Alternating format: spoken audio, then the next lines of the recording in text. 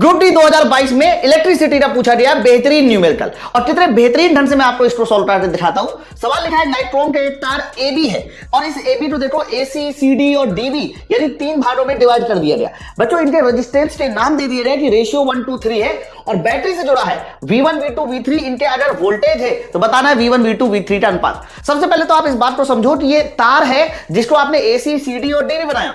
इसका मतलब ये तीनों के तीनों कनेक्शन हमारे सीरीज हो जाएंगे। अगर ये तीनों कनेक्शन मेरे भाई सीरीज में है तो आप सबको पता है कि सीरीज में धारा हमारी कैसी होती है, सेम। अगर इस सवाल में धारा का रेशियो पूछा जाता कि बताइए जरा करंट का रेशियो कितना होना चाहिए, तो ये रेशियो डायरेक्ट हो जाता 1:1:1। ऐसा इसलिए क्योंकि सीरीज में धारा हमारी सेम होती है। बट इन्होंने वोल्टेज पूछा और रेशियो किसका दिया है, प्रतिरोध का दिया है। तो आपको पता है कि अगर धारा सेम है तो वोल्टेज जो होता है वो रेजिस्टेंस के समानुपाती होता है। फॉर्मूला क्या होता है, V बराबर IR। तो इसका मतलब अगर R का रेजिस्टेंस का अनुपात 1 2 3 है तो 101% इनके जो वोल्टेज का अनुपात होगा वो भी रेशियो में 1 2 3 होगा। बच्चों ये वाला सवाल सीरीज में होता तो वोल्टेज और धारा का अनुपात ये होता।